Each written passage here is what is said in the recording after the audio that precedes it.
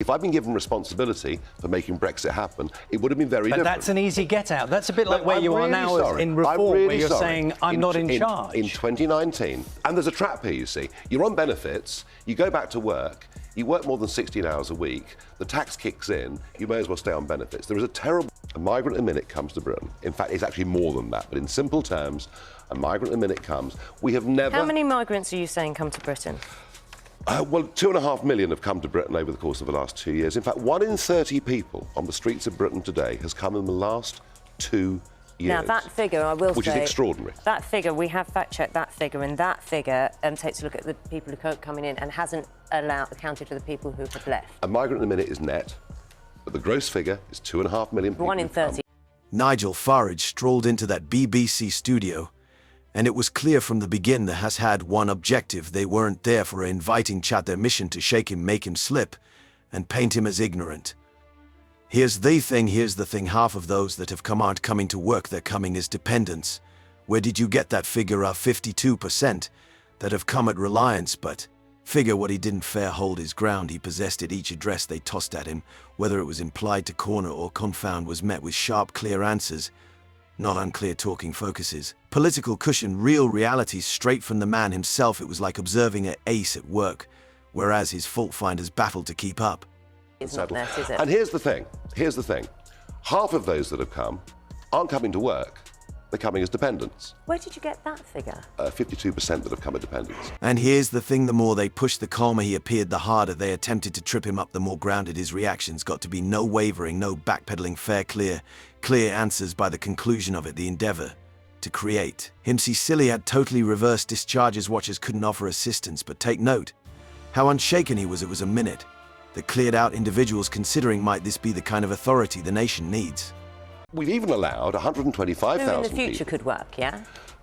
Children don't come over here and not work, do they? This is making us poorer. It's very interesting. Everyone says we need net migration for GDP, the size of the national cake. Actually, GDP per capita, per person, has fallen for the last 6. Since, let's be fair, in a world of political evading, somebody who can handle that level of examination with ease feels like an irregularity. And it's making a part of individuals. Take note, Nigel Farage isn't fair winning interviews. He's winning over the Open Change UK. The party he's championing is picking up energy each single day. It's not fair conversation. Enrollment numbers are skyrocketing, with a few reports claiming they've indeed outperformed the preservationists. That's not a little accomplishment, it's a caution shot to the political foundation.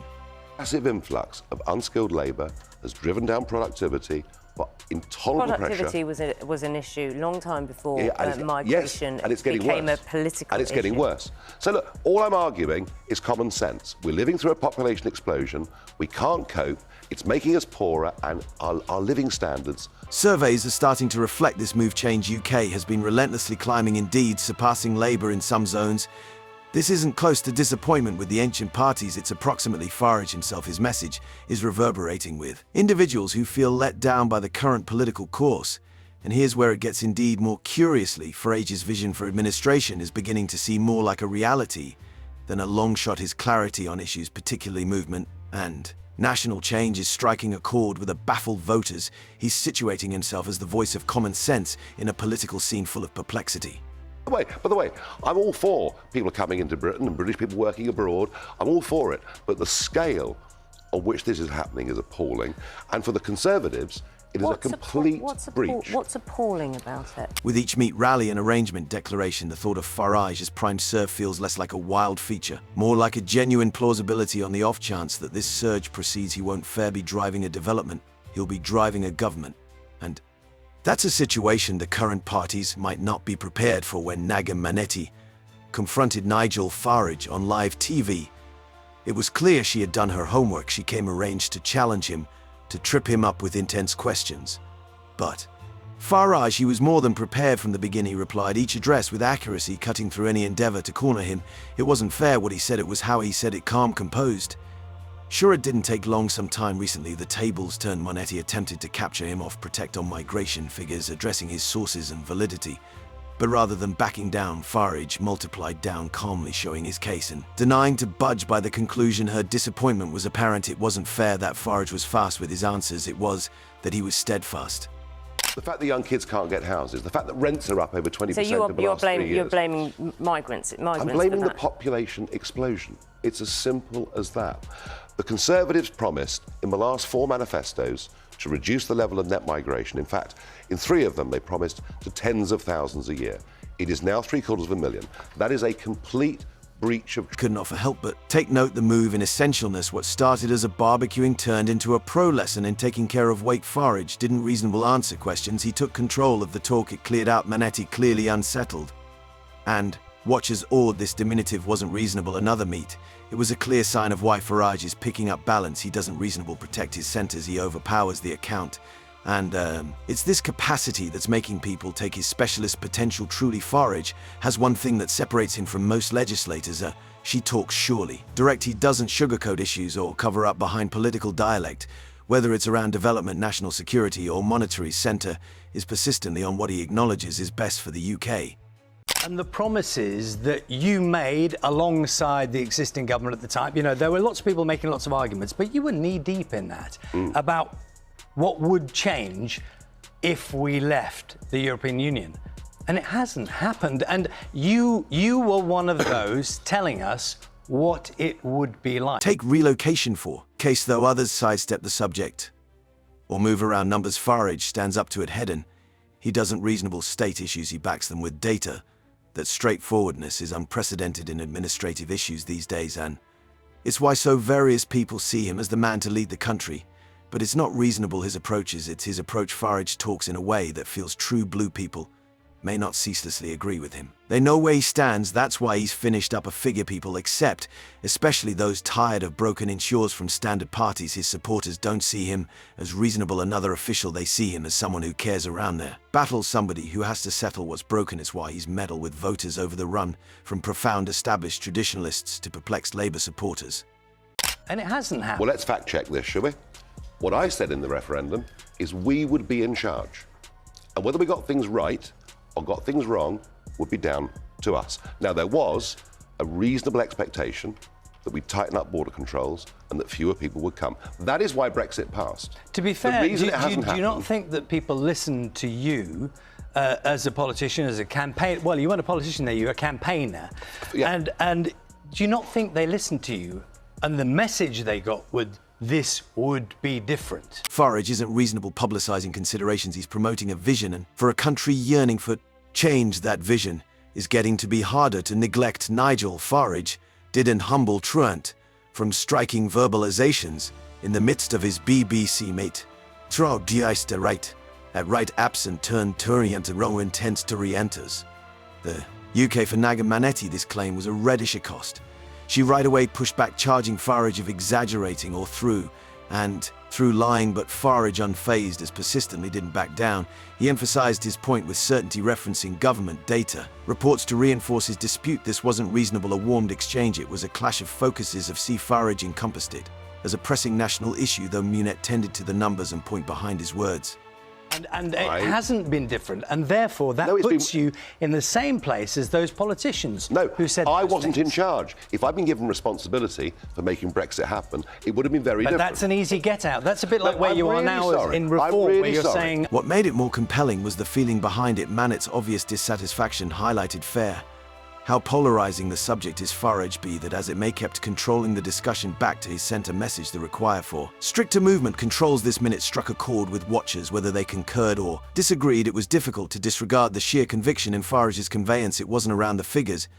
It was approximately believe who has the boldness to address delicate subjects without evading for numerous. Farage's eagerness to require the warm, as it were, included to his request as a leader unafraid to talk difficult truths. Farage's capacity to shake rivals isn't limited to interviews, it's within the points of interest he brings to the table. His position on relocation could be a prime illustration. He doesn't fair highlight the issue, he dismembers it with truths that take off. Pundits scrambling the relocation figure he specified, which started such backfire from Naga Monetti, is fair one piece of the broader picture he's portrayed. Farage reliably emphasizes how unchecked relocation impacts open administrations, lodging, and work markets. His pundits contend he's fear-mongering, but his supporters see it in an unexpected way. They accept he's uncovering truths others are well perplexed to address. In the general election, I stood aside in over 300 seats to give Boris Johnson a free run, to get Brexit over the line and to deliver the promises that he made. The reason on migration that Brexit has failed in the eyes of many people is because the Conservative Party.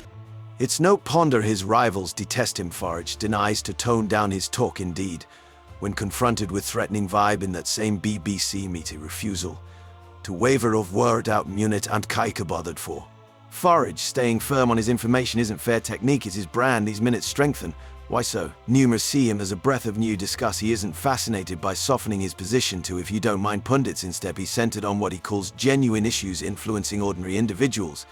As his message picks up footing, it's clear his opponent's disappointment, as it were, powers his rise. As Nigel Farage picks up energy, one thing is getting to be clear: he's setting his sights on Keir Starmer. The following decision is forming up to be more than fair a fight of approaches. It's a fight of philosophies, and Farage is as of now sharpening his arguments. Farage doesn't hold back. When examining Labour's inadequacies beneath Starmer, he criticizes what he calls their dubious positions in need of unequivocal activity for voters baffled with political equivocalness. Farage's gruffness may be a reviving alter. His methodology is straightforward: highlight the crevices in Starmer's administration, show himself as the elective. Delivered. But be in no doubt, we are in charge of these things. Brexit gives us self-government. That doesn't guarantee success, but it does mean we're in charge. One of your candidates, Erin Crawford, has said that she'd like to hear you talk more about more than immigration and taxation, for example. Yes. Hear more. And your party has promised to raise the tax-free personal allowance. It's currently around £12,500, Yeah. just over, Yeah. to £20,000. One of the things we've been trying to do is get firm numbers from all the parties, full costings. An enormous cost. It's about 50 billion, but it's also very imaginative. As we all know, What is that? Sorry, imaginative. What do you mean by that? but it's not the kind of thinking you get from the others, because Okay, because they stick with orthodoxy. One of the big problems we've got is we have more and more people, young people too, living off welfare, and it's costing us over £100 billion a year. What we want to do, and there's a trap here, you see. You're on benefits, you go back to work, you work more than 16 hours a week, the tax kicks in, you may... Well, what makes this clash so captivating is the stark differentiate between the two. Starmer depends on cautious informing, whereas Farage flourishes on coordinate non-nonsense conversation. It's energetic that might reshape conventional voting designs. Does developing bolster from previous preservationist and Labour voters signals that his offer isn't constrained to one base. The genuine address is: can Farage's rising star maintain itself against Labour's set-up nearness in case he proceeds to rule open discourses? Pick up ground in survey. Starmer might confront a genuine challenge, for presently one thing is certain: Farage is not fair and untouchable. He's a contender, and the political scene might never see the same once more.